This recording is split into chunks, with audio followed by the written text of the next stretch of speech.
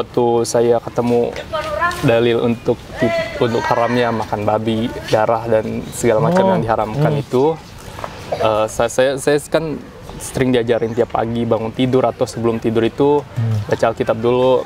Dan saya sampai pada surat Imamat pasal ke-11 ayat 1 sampai terakhir itu membahas semua tentang makanan yang haram dan yang halal. Di situ saya nemuin juga di ayat 11-nya itu keharaman babi. Terus saya pernah nanya tentang itu ke oma saya. Oma saya malah nggak mau jawab, terus kayak jawabnya nggak jelas gitu, kayak ngawur aja gitu. Saya kan juga nggak ngerti jadinya. Mulai dari situ saya mulai lebih lagi memperdalam. Kemudian seperti saya bertanya kenapa kita kok ibadahnya hari Minggu, padahal kita diperintahkan untuk menguduskan hari Sabat. Kenapa kita malah ibadahnya hari Minggu?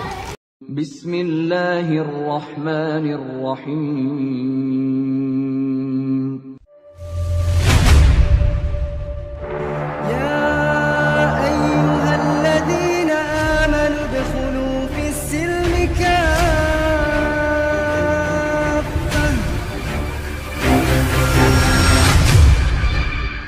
Bismillahirrahmanirrahim. Assalamualaikum warahmatullahi wabarakatuh. Sahabat Ngaji Cerdas, ini adalah salah satu produk Ngaji Cerdas, yaitu adalah Walid Parfum, Masya Allah. Dan ini aromanya aroma Madinah. Jadi parfum ini Masya Allah bisa tahan lama di kulit selama 8 jam. Kalau di baju itu selama 2 jam. 2 hari. Ya 2 hari. Nah, jadi kalau misalnya sahabat dan ini keuntungannya diperuntukkan untuk wakaf pendidikan. Jadi 100% keuntungannya untuk wakaf pendidikan. Jadi bagi sahabat Ngaji Cerdas yang ingin mendukung dakwah Ngaji Cerdas, bisa di order parfum ini yang insya Allah menjadi amal jariah buat sahabat semua. Barakallahu fikum. Assalamualaikum warahmatullahi wabarakatuh. Bismillahirrahmanirrahim. Assalamualaikum warahmatullahi wabarakatuh. Alhamdulillah, sahabat Ngaji Cerdas, balik lagi bersama saya dan Fatih 1453. Tentunya di channel YouTube Ngaji Cerdas yang insya Allah mencerdaskan umat. Bagi mereka yang mau berpikir tentunya. Alhamdulillah, pada kesempatan hari ini, Masya Allah, kita selalu, kami dan tim Ngaji Cerdas selalu senantiasa bersyukur kepada Allah. Kita masih diberi kesempatan untuk meniti jalan dakwah ini melalui angle para mu'alaf, Masya Allah. Dan mu'alaf kali ini, beliau adalah Mas Yusuf. Assalamualaikum Mas Yusuf. Waalaikumsalam. Masya Allah, sehat Mas? Alhamdulillah. Gimana kegiatan, lancar ya? Alhamdulillah lancar ya, alhamdulillah ya. Masya Allah. Dan Mas Yusuf ini usia baru 20 tahun. 20 tahun. Masya Allah. Mu'alaf dari tahun 2017. 2017. Iya. Berarti masih 3 tahun ya? Iya. Masya Allah, menjalani 3 tahun mu'alaf. Mas Yusuf nanti izin di-share mungkin pengalamannya bagaimana, dan mudah-mudahan itu bisa menjadi pahala buat Mas Yusuf. Pahalanya jariah insya Allah, karena yang nonton Masya Allah doa-doanya banyak sekali gitu ya. Insya Allah. Baik. Nah, nanti akan kita wawancari Mas Yusuf bagaimana kisah hijrahnya. Tapi sebelum ke Mas Yusuf, bagi sahabat Ngaji Cerdas yang belum mendukung channel ini dengan cara subscribe, jangan lupa tekan tombol subscribe, kemudian like, komen, dan share. Dan juga tekan tombol loncengnya sehingga tidak terlewatkan update terbaru dari Ngaji Cerdas. Nah, mungkin bagi sahabat Ngaji Cerdas juga kalau ingin membeli beberapa produsen produk yang kita jual, bisa klik link di bawah ini, termasuk ada parfum di sana, ada kurma dan seterusnya. Ada di deskripsi linknya insya Allah. Nah, baik, masuk ke Mas Yusuf nih. Mas Yusuf, sudah 3 tahun menjadi seorang mu'alaf. Alhamdulillah. 3 tahun. Pastinya pasti banyak kisah-kisah, kemudian mungkin ada alasan-alasan tertentu ya. Nah, sebelum ke situ Mas Yusuf, mungkin boleh nggak kita pengen tahu nih biodata antum ataupun perkenalan diri gitu.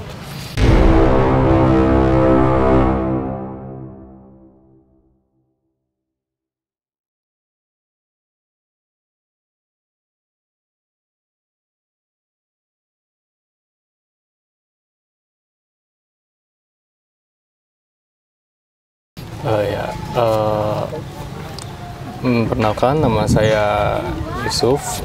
Nama lama saya Ifrel Peter Alamsyah. Saya lebih sering dipanggil Ifrel. Kalau Yusuf itu biasa kalau di lingkungan pengajian aja. Yusuf. Saya 20 tahun umurnya. Saya lahir di Bandung 22 Februari 2001. Saya anak pertama dari 3 bersaudara. Dan hanya saya yang terlahir sebagai non-muslim di keluarga. Oh gitu, yang lainnya muslim tuh? Ya, karena ayah saya kan muslim, nikah sama ibu saya yang Nasrani. Jadi saya ikut ibu saya, anak pertama. Yang lain ikut ayah saya. Gitu. Ini masih menarik nih ya, dia satu muslim di antara dua saudara yang satu non muslim di antara dua saudara yang muslim gitu ya. Iya. Oke Mas Yusuf. Nah sekarang kegiatan apa nih Mas Yusuf? Kabarnya kan antum katanya mau kuliah ya? Lagi? Iya. Saya sedang menyelesaikan kuliah saya. Kebetulan hanya D1 jadi cepet ya. Jadi udah tugas akhir. Saya juga rencana habis lulus mau melanjutkan kuliah lagi, tapi sekarang sambil cari-cari kerja lah. Saya gitu juga ya? sebagai reseller parfum juga. Oh reseller parfum. Iya, Pak. Ya mudah-mudahan. Parfumnya apa kalau tahu? Ada namanya ZF Parfum. Ya. Oke, nanti ada Instagramnya, nanti mungkin di-mention aja ya. Iya, siap. Kalau misalnya ada yang mau pesan boleh. Nah, Mas Yusuf, dulu waktu ikut agama ibu, agamanya apa waktu itu? Dulu itu Kristen Protestan, namanya tuh kalau buat orang Manado itu namanya Gereja Masehi Injili di Minahasa. Jadi Kristennya orang-orang Minahasa gitu, orang Sulawesi Utara. Gitu. Bisa dibilang antum banyak mengikuti kegiatan nggak pada saat itu? Saya waktu itu kebetulan karena kecil besarnya di Bandung dan di Bogor dan tidak mendapati Gereja Masehi Injili di Minahasa itu, akhirnya saya ikut gereja GPDI, ikut GPDI dan alhamdulillah sih itu saya sering maksudnya saya aktif di gereja, sekolah minggu, terus kegiatan-kegiatan keagamaan lainnya seperti itu. Orang tua juga sekarang masih mungkin belum memeluk agama Islam yang ibu ya? Iya, ibu saya belum, masih Nasrani. Masih Nasrani. Oke. Nah, perjalanan antum nih Mas Yusuf, bisa-bisanya antum bisa memilih agama Islam gitu. Padahal kan agama ini banyak nih kan gitu ya. Nah, mungkin boleh nggak di-share kenapa perjalanan awal sampai akhirnya antum menemukan titik bahwa antum serak ke Islam gitu? Saya bisa memilih Islam itu awalnya sih karena saya mungkin kalau dibilang terlalu mendalami agama saya sebelumnya. Saya benar-benar berusaha supaya jadi seorang Kristen yang taat, dan alhasil saya malah menemukan sebuah kebenaran lewat belajar Alkitab. Lalu saya bergaul juga kan waktu sekolah dasar saya di negeri, jadi banyak teman-teman muslim saya yang sering membicarakan agama mereka gitu. Dan yang bikin saya mulai penasaran itu di saat teman-teman saya ngobrol, mereka bilang, kata guru ngaji aku, orang Kristen sebaik apapun nggak bakalan masuk surga katanya, seperti itu. Jadi saya mulai penasaran lah, kan saya kirain semua orang bisa masuk surga kan, yang penting baik gitu kan. Mulai dari situ saya mulai penasaran banget tuh sama Islam. Saya mulai belajar, mulai mencari lebih dalam seperti itu kan. Oke. Artinya yang tadi antum sempat bilang ada memperdalami Alkitab membuat antum ragu, itu gimana ceritanya Mas? Seperti waktu saya ketemu dalil untuk haramnya makan babi, darah dan segala macam yang diharamkan itu, saya kan sering diajarin tiap pagi bangun tidur atau sebelum tidur itu baca Alkitab dulu. Nah, saya sampai pada surat Imamat pasal ke-11 ayat 1 sampai terakhir itu membahas semua tentang makanan yang haram dan yang halal. Di situ saya nemuin juga di ayat 11-nya itu keharaman babi. Terus saya pernah nanya tentang itu ke oma saya malah nggak mau jawab, terus kayak jawabnya nggak jelas gitu, kayak ngawur aja gitu. Saya kan juga nggak ngerti jadinya. Mulai dari situ saya mulai lebih lagi memperdalam. Kemudian seperti saya bertanya, kenapa kita kok ibadahnya hari Minggu, padahal kita diperintahkan untuk menguduskan hari Sabat. Kenapa kita malah ibadahnya hari Minggu? Seperti itu. Dan banyak dari keluarga saya itu kayak gimana ya, nggak mau tahu gitu. Gitu loh. Seperti itu. Berarti termasuk yang kritis ya Mas Allah ya, meneliti gitu ya. Iya. Oke, Masya Allah. Akhirnya dari situ mulai timbul keraguan, lalu penasaran ke dalam Islam. Oke. Iya. Nah sekarang apa yang membuat antum tertarik dalam Islam gitu? Awalnya saya tertarik sama Islam, yang pertama yang tadi yang tentang teman-teman saya itu. Kemudian itu saya tertarik juga kenapa di Islam, karena saya kan sering ikut pelajaran agama Islam juga waktu sekolah dasar itu. Saya kaget kenapa, karena orang-orang Islam juga mempelajari apa yang saya pelajari di agama saya, seperti cerita nabi-nabi, Dan yang paling bikin saya shock itu waktu guru saya menjelaskan kisah Nabi Isa yang katanya nggak disalib tapi diangkat ke atas langit. Itu yang buat saya lebih tertarik lagi dengan Islam. Kenapa bisa sama gitu? Gitu loh, Kak. Mendengarkan penjelasan daripada perspektif Islam terhadap Nabi Isa gitu ya. Iya. Buat itu menarik. Oke.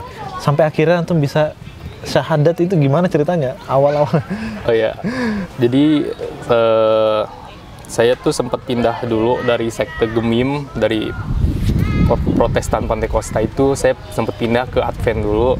Oh iya, Advent, ya sekitaran tahun 2015 tuh. Karena menurut saya yang paling mendekati ajaran Nabi Isa itu Advent dibanding yang lain. Iya. Ya saat Advent tuh sebenarnya saya tuh udah pengen masuk Islam sebenarnya. Cuman masih tertahan karena saya juga masih di bawah umur, masih 14 tahun.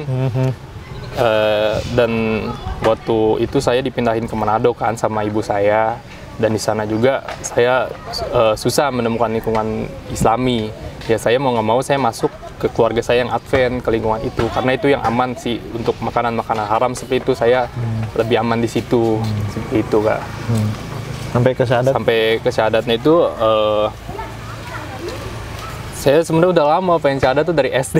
Oh gitu. Dari SD pengen syahadat tuh, cuman ya kan terhalang restu orang tua juga dan kebebasannya sempit gitu untuk melakukan ini itu.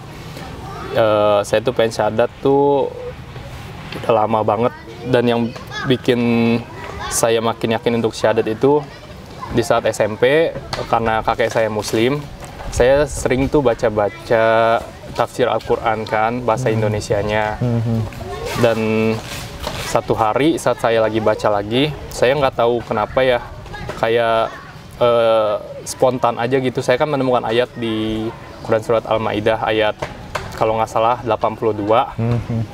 Itu saya tiba-tiba nangis. Nggak tahu nangisnya nangis kejer. Nggak tahu kenapa, itu saya orang baca doang, padahal nggak ada ini gitu. Nangis kejer yang di situ kan.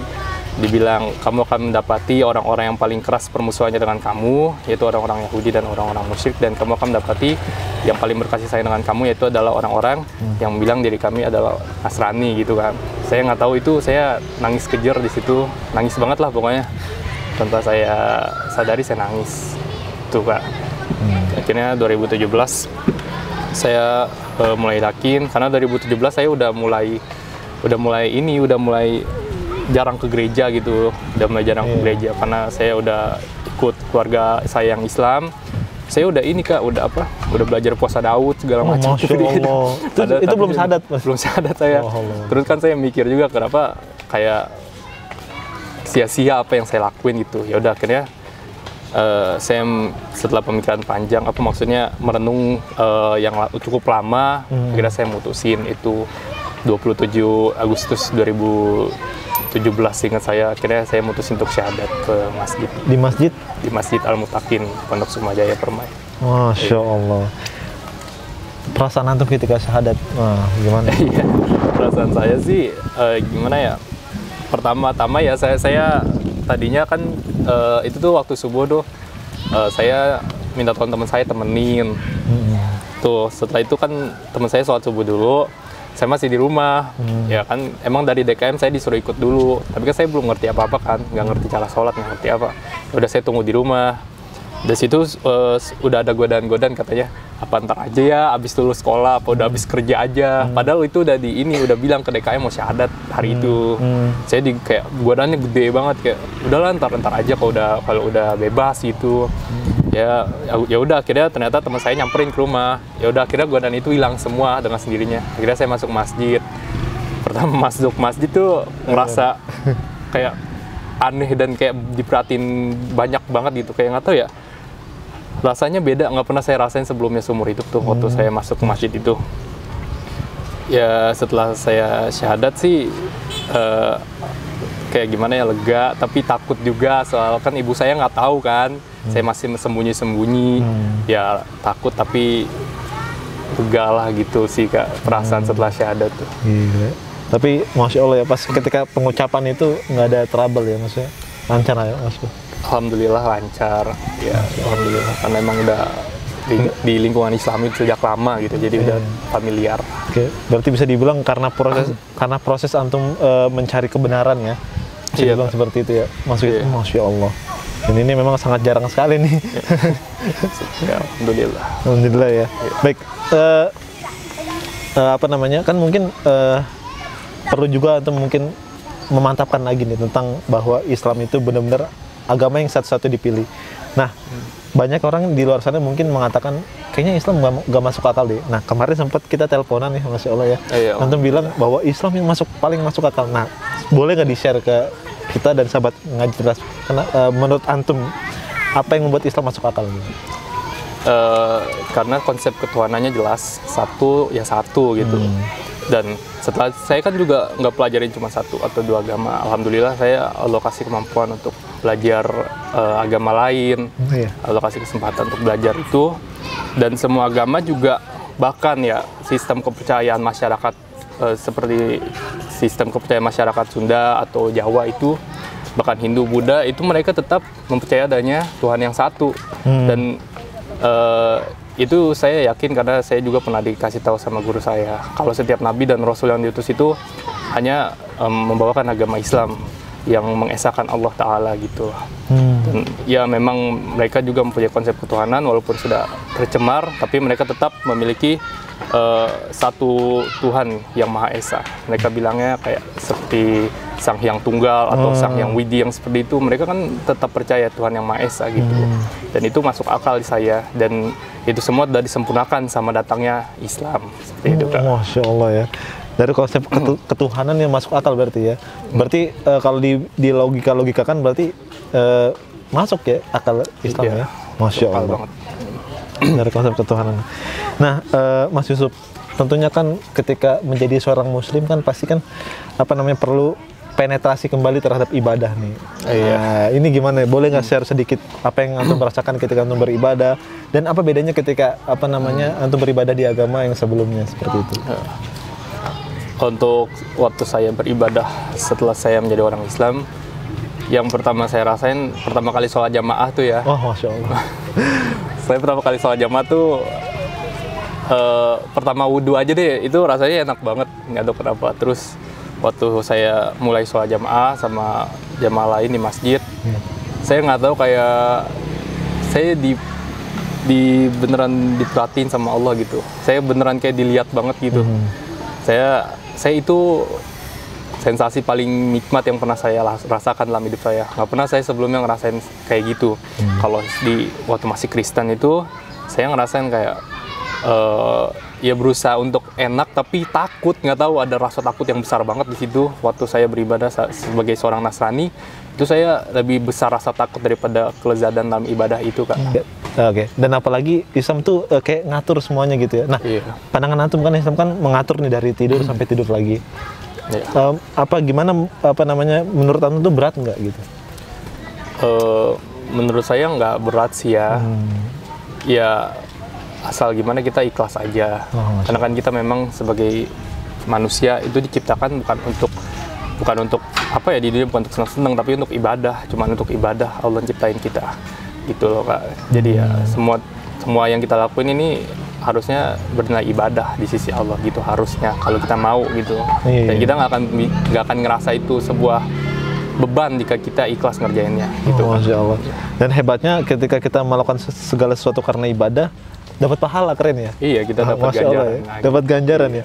Kalau kalau kita ngelakuin hal-hal yang nggak mungkin ada niatnya, itu nggak dihitung sama Allah, ibarat gitu ya. Masya Allah, tabarakallah. Nah, Mas Yusuf, kalau dari respon ibu ketika Mas Yusuf sudah menjadi seorang Muslim, apa respon ibu? Setelah saya syahadat di masjid, pertama-tama kan saya sembunyi-sembunyi sekitaran 3 pekan atau 1 bulanan itu. Akhirnya ibu saya nanya kabar saya dong lewat sosial media. Saya nanya gimana kabarnya, baik. Dan tiba-tiba sebelumnya nggak pernah ibu saya nanya kayak gini, katanya kan saya dipanggil Mas sama ibu saya, Mas masih rajin ke gereja nggak? Terus saya kaget, ibu saya nanya kayak gitu. Tiba-tiba Kenapa ya? tiba-tiba nanya gini? Soalnya ibu saya juga sebelumnya nggak taat, bukan Nasrani yang taat gitu. Ya asal KTP aja gitu loh. Saya kaget kan, terus saya mikir dulu gimana ya cara ngasih taunya. Akhirnya Allah yakinkan hati saya, katanya ya udahlah, ridho nggak ridho yang penting kan, maksudnya ibu kamu ridho atau enggak, kita nurutin orang tua kalau sesuai kehendak Allah aja gitu. Ya udah, akhirnya saya jelasin semuanya dari awal sampai akhir. Saya bilang ya ini udah keputusan Mas, Bunda jangan marah ya. Saya bilang kayak gitu ke ibu saya, dan ibu saya nggak ngerit sama sekali pesan saya. Oh gitu. Nah, setelah libur sekolah kan saya ke Bandung kan, pulang ke rumah ibu. Setelah itu saya sengaja sholat depan ibu saya, atau saya sengaja ngajak adik-adik saya, kan muslim, saya ajak ke masjid, dan respon ibu saya cuman diem aja. Saya ya diem aja, udah nggak komen apa-apa, udah diem aja gitu, nggak tahu apa yang di pikiran dia atau di hati dia waktu saat itu gitu. Gitu kan. Sampai saat ini? Untuk sampai saat ini, kayak 2 tahun setelahnya ibu saya baru kelihatan dia nggak suka saya masuk Islam. Oh gitu. Sebelumnya dia nggak ada respon sama sekali, tapi mulai kesini mulai kelihatan gitu. Gimana maksudnya, penekanan apa yang ibu antum apa yang antum rasakan gitu maksudnya? Ya, seperti waktu awal tahun 2020, saya sempat bertengkar hebat sama ibu saya kan. Jangan ditiru, ini soalnya durhaka kan sama orang tua. Saya soalnya sampai bentak-bentak ibu saya. Ya, jadi ibu saya tuh, karena ibu saya gini, ibu saya memanfaatkan kepercayaan seorang muslim yang percaya hal-hal goib gitu loh. Oh Ya, iya. jadi ibu saya tuh kayak gini, nulis sebuah surat, yang mana surat ini niatnya itu ditunjukkan kepada saya dari kakek saya yang udah meninggal. Kakek saya kan muslim, kakek saya itu muslim, udah dalam kubur kan, udah dikuburkan. Nah, kemudian ibu saya nulis kayak gini, kakek itu berada di tempat yang panas banget, katanya gitu kan. Untung oma kamu datang nyelamatin kakek. Oma saya Nasrani, udah meninggal, tinggalnya Nasrani. Terus saya dalam hati ketawa, katanya saya gak mempan. Maksudnya kan saya tahu, saya percaya yang gaib, saya tahu alam kubur ada, para jin itu ada, saya tahu, saya percaya, saya mengimani itu. Tapi nggak bisa kayak gini juga. Akhirnya ya saya kesel, saya merasa lucu, tapi saya kesel sama ibu saya karena kayak gini loh caranya. Gitu ya. Iya, cara untuk memurtadkan saya kayak gini. Akhirnya saya murka saat itu kan. Saya panggil adik saya yang besar, saya teriak kan, Zulfikar, saya panggil ke atas ke lantai 2. Saya marah-marahin dia. Saya nggak tahu kenapa saya marahin, karena kesel aja kan. Saya bilang, hati-hati sama ibu kamu itu. Ibu kamu tuh lihat, Mas aja diginiin nih, lihat nih kelakuan ibu kamu. Ibu saya ngedenger, otomatis ibu saya ke atas juga. Disitulah ibu saya ngamuk kan sama saya. Ibu saya bilang terus, ibu kan Bunda ini, nggak tahu siapa yang ngirim, katanya gitu. Ya saya tahu karena ibu saya emang jago playing victim, ya kayak gitu. Karena ya kebiasaan orang Yahudi kan seperti itu, suka playing victim kayak gitu lah. Ya. Insya Allah. Ya, mudah-mudahan ibu antum. Tapi sekarang udah masih kayak gitu juga sampai saat ini? Enggak sih, alhamdulillah udah enggak ya. Ya udah. Masya Allah. Redam. Nah mungkin kalau misalnya seandainya ibu nonton nih, kayak antum mau pesan apa kira-kira di sebelah sini? Saya mau pesan untuk bunda saya, kalau dulu sebelum kakek meninggal, jadi ibu saya itu ayahnya orang Islam juga, kayak selang-seling gitu nikah. Sebelum kakek meninggal tuh, kakek nitip ke tante Miki, istrinya Om Yusuf, nama saya Yusuf juga soalnya. Beliau bilang suruh Ella jadi muslim, tapi tante saya nggak berani sama ibu saya soalnya kak. Tante nggak berani sama bunda untuk ngomong ini, kayak takut. Akhirnya saya yang mandatnya dikasih ke saya gitu, dikasih ke aku, Bun.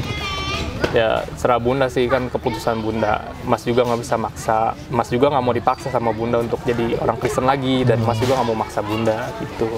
Ya intinya Mas sayang banget sama bunda. Mas pengen satu tempat lagi seperti kita di dunia, kita pengen satu tempat lagi sama bunda di akhirat gitu loh. Itu Kak. Aduh sedih ya, Masya Allah ya. Mudah-mudahan aja ibu mendengar ya, atau bunda ya. Bunda mendengar dan bunda bisa luluh hatinya. Insya Allah, amin. Tapi yang tadi keren tuh statementnya ya, Masya Allah ya. Kita nggak paksa berarti. Dan kalian pun jangan paksa gitu. Masya Allah.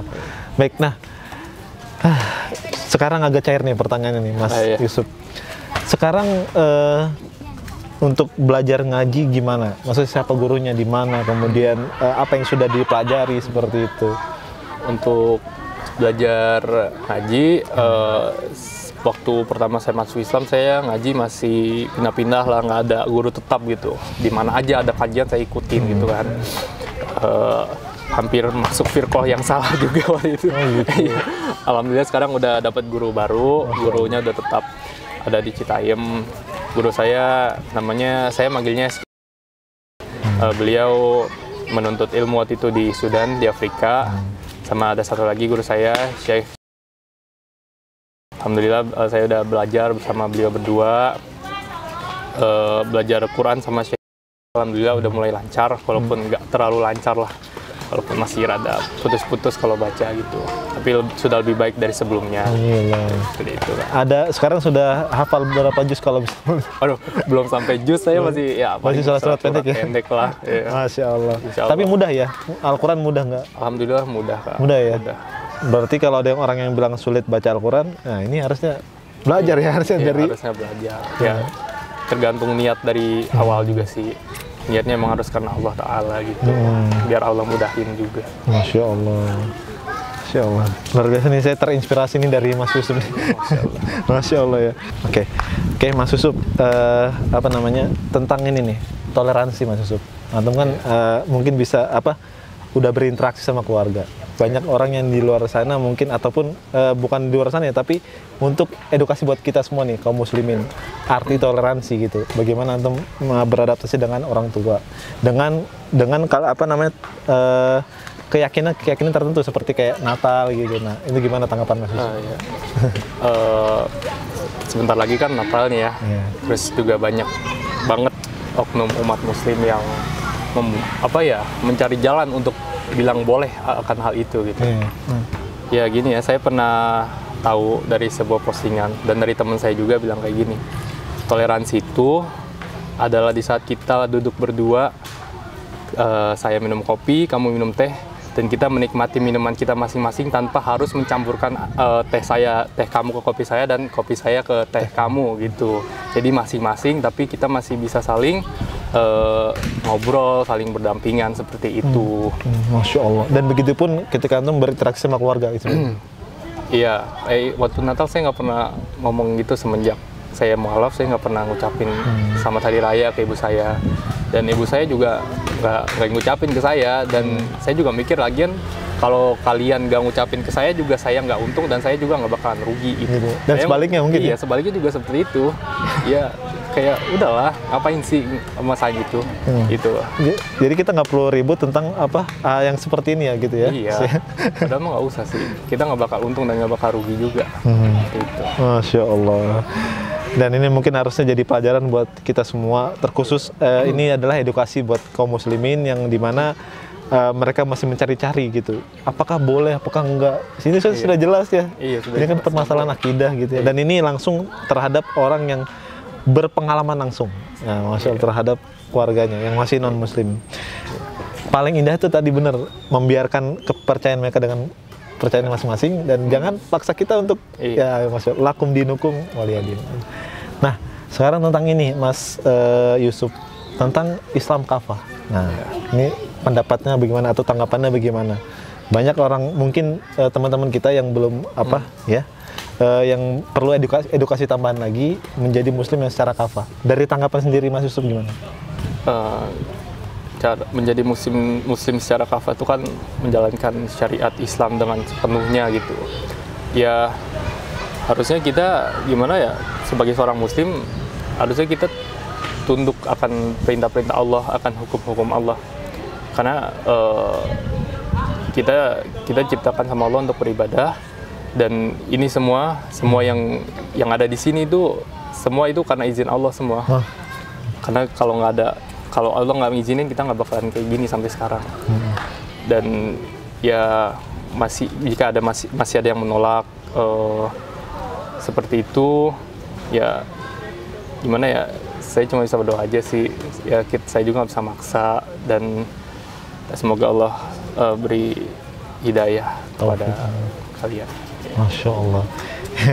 Ya perlu ya memang ya, kita harus karena kita Allah tuh bukan membebankan ya, tapi memberi ibadah kepada kita bukan berarti memberatkan kita ya. Iya. Karena Allah sayang sama kita. Iya. Karena hidup kita kan kalau nggak disibukkan dengan ibadah pasti disibukkan dengan hal yang lain seperti itu. Maka buat sahabat ngaji cerdas dan buat khusus buat kami juga, jadilah muslim secara utuh gitu. Maksudnya benar-benar produktif dalam Islam gitu ya. Iya. Apapun perintahnya ikutin, apapun larangannya ya jangan diikutin, seperti itu ya. Dan ini langsung kita ambil pelajarannya dari seorang yang Masya Allah yang baru 3 tahun baru mu'alaf, Masya Allah. Tapi Mas Yusuf, sekarang mungkin ada nggak pesan-pesan untuk teman-teman kita, saudara-saudara kita yang dia yang baru mau mu'alaf, yang masih ragu-ragu gitu. Kadang-kadang kan orang yang mau mu'alaf ini kan seperti Mas Yusuf ya, ada keraguan gitu ya. Nah mungkin bisa nggak dikasih tips-tipsnya nih Mas Yusuf? Tips-tipsnya, ya kita harus harus berpikir lagi apa awal yang membuat kita ingin melakukan sesuatu ini. Kayak kita mau mualaf, kenapa kita bisa berpikir kayak gini? Kita harus memikir lagi dari awal kenapa kita memikirkan hal ini gitu. Dari situ mungkin biasanya kita bisa bisa yakin lagi, kembali lagi keyakinan kita gitu untuk menjalani hal tersebut gitu. Ya, harus tahu alasannya Alasannya apa? Why gitu ya. Iya. Masya Allah. Nah sekarang kegiatan nih antum kan tadi kan sempat bilang kuliah ya. Iya, Pak. Rencana antum ke depan? Apa yang ingin antum lakukan dalam keadaan antum seorang muslim ini? Kemudian yang belum tertuntaskan apa kira-kira? Silakan mungkin bisa. Saya sekarang juga kan lagi nyari-nyari kerja. Saya pengen dapat kerjaan yang bagus dulu lah. Setelah itu saya bisa kuliah dengan hasil jerih payah saya sendiri. Saya pengen, di cita-cita saya jadi guru, saya pengen jadi guru. Masya Allah. Pengen jadi guru bahasa Inggris. Saya pengen nyari uang untuk bisa kuliah sendiri. Saya nggak mau ngerepotin ibu saya mulu kan, karena apa-apa saya selalu bergantung sama ibu saya. Sampai saat ini? Sampai saat ini juga, walaupun nggak sepenuhnya ya. Betul. Lalu saya setelah kuliah ya saya target nikah sebelum umur 25 tahun sih, atau sebelum di atas itulah. Itu seperti itu, Kak. Iya. Semoga Allah mudahkan ya. Amin. Dari kuliahnya kemudian kebutuhan antum gitu. Percaya saja kalau Allah itu maha baik gitu. Entah dari mana hamba-hamba Allah yang baik kita nggak tahu ya gitu. Wasilahnya kita nggak tahu dari mana. Mudah-mudahan antum dimudahkan Mas Yusuf. Ya, Masya Allah. Oke, sekarang mungkin ada pesan-pesan untuk kaum muslimin dan yang sudah mu'alaf, Masya Allah. Silakan. Pesan saya ya, pelajari lagi tauhid yang benar ya. Kita harus meneguhkan tauhid kita, karena tauhid itu adalah satu-satunya jalan untuk kita menuju ridho Allah. Kita nggak bisa masuk surga tanpa itu. Jauhi kayak kegiatan-kegiatan lama kita yang berhubungan sama agama-agama lama kita. Lebih baik kita jauhi, kita fokuskan dengan majelis-majelis ilmu, dengan menambah sholat sunnah atau kegiatan-kegiatan bermanfaat yang bernilai pahala di sisi Allah. Iya, harus disibukkan dengan ibadah. Iya, disibukkan dengan ibadah. Kalau nggak disibukkan dengan ibadah, disibukkan dengan dunia. Iya, dengan dunia. Masya Allah ya. Oke, Mas Yusuf. Barakallah Mas Yusuf ya. Iya. Syukron jazakallah atas waktunya. Mudah-mudahan sekali lagi Allah mudahkan segala sesuatu hal yang antum rasakan, kemudian tujuan antum Allah mudahkan juga gitu ya. Nah, oke, kalau tadi kan sempat mention parfum ya, antum spesial parfum. Nah, mungkin bisa nggak di mention untuk kalau mau pesan gimana caranya? Kalau mau pesan hubungin saya aja, ada WhatsApp-nya saya. Oke, nanti ditaruh ya. Bisa ditaruh. Iya. Masya Allah ya. Dan itu juga insya Allah membantu ya, untuk membantu untuk kebutuhan ya. Apalagi antum mahasiswa kan gitu ya. Mahasiswa dan anak kosan juga ya. Antum ngekos ya? Ngekos, Kak. Ngekos ini. Berapa per bulan? Sekitar 400-an. 400-an ya. Masya Allah. Baik, syukran ya sekali lagi Mas Yusuf. Mudah-mudahan sekali lagi bermanfaat sharing kali ini dan memberikan hidayah mudah-mudahan untuk sahabat ngaji cerdas. Baik, mungkin itu sahabat ngaji cerdas. Mohon maaf apabila ada kata-kata yang keliru dari kami. Kalau ada yang benar itu datang dari Allah, kalau ada yang keliru pasti itu datang dari kami berdua. Barakallahu fikum. Wassalamualaikum warahmatullahi wabarakatuh.